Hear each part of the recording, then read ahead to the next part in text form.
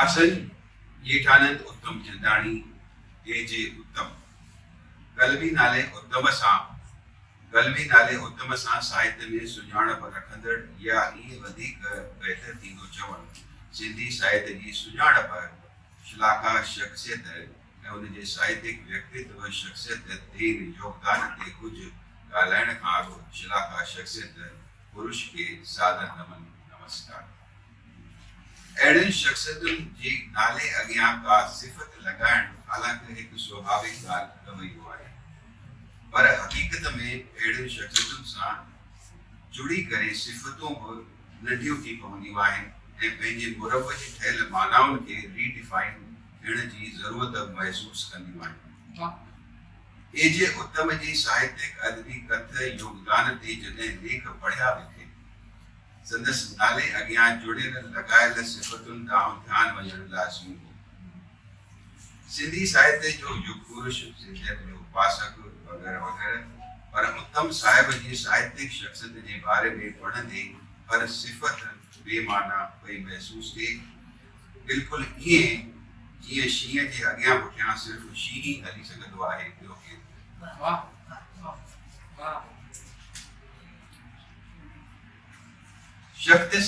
हिन शख्सियत सां साक्षात्कार मुलाक़ात जो मौक़ो हिन अदना शख्सियत खे मिलियो आहे, तॾो कि मुंबईअ में 36-37 साल अॻु शायदि 1986 जी ॻाल्हि आहे ऐं अॼु दिसंबर साल 2023 में जॾहिं हुन शख्सियत जे साहित्यिक सफ़र योगदान ते मुंबईअ में हिन शताब्दी सिम्पोज़ियम संवाद में ॻाल्हाइण जो मौक़ो सन्मान मिलियो आहे त इहो हुन शख्सियत जी आसीस आशीर्वादी आहे, ईअं महसूस कजे थो।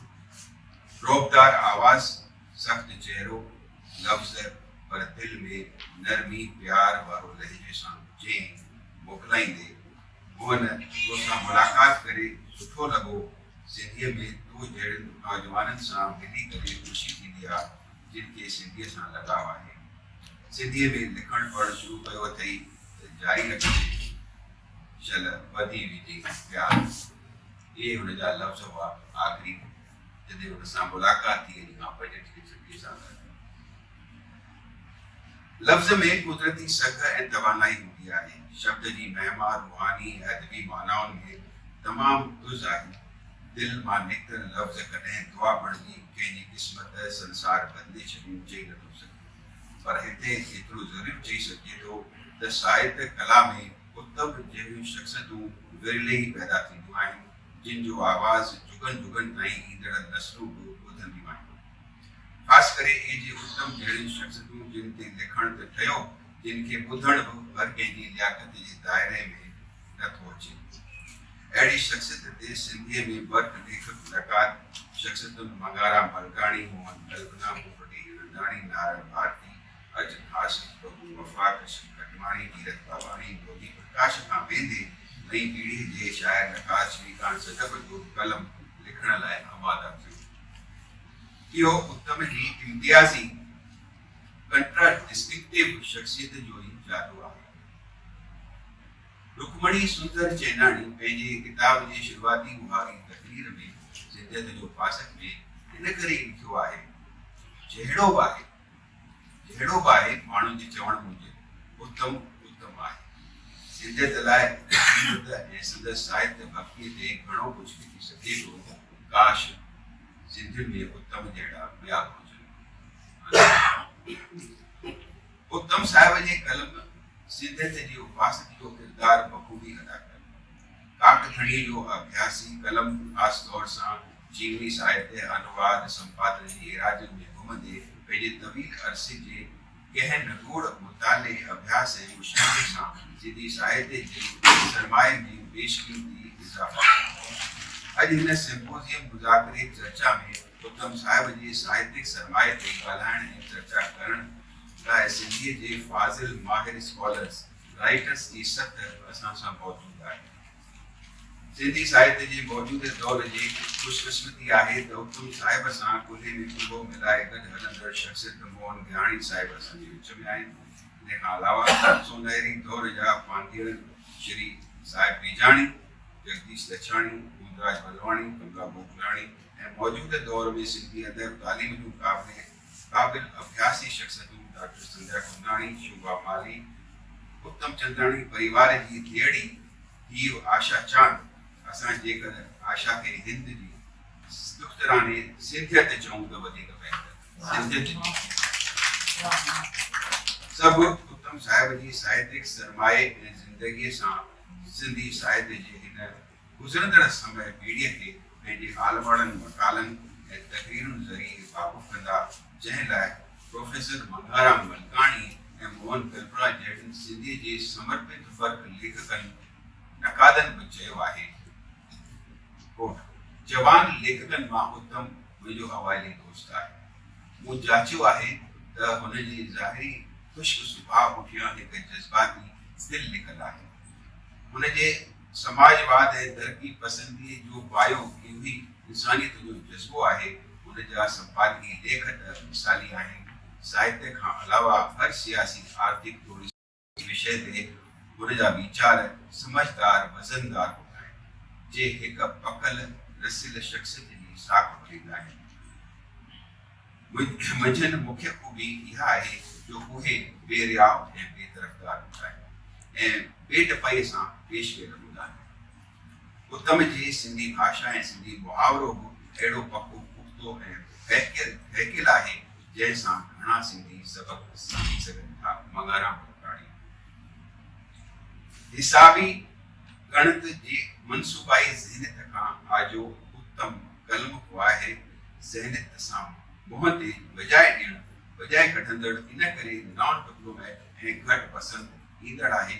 इन करे हुन केतिरा ई दोस्त विञाया आहिनि या दोस्तनि उसूल विञाया आहिनि या पंहिंजो वजूद बचाइण जे जदोजहद में सरगर्दान आहिनि या सरकारी ऐं गैर सरकारी मफ़ादनि जी संस्थावाद जो पक बणिया आहिनि। इहे ॻाल्हियूं सवालिया निशान ते आहिनि जंहिं आशावाद जी रोशन मुनारे ते पंहिंजो मक़ाम बणायो आहे। वो हिंदुस्तान में फ़क़ति हिकु शख़्स आहे, ये जे उत्तम मोहन कल्पना।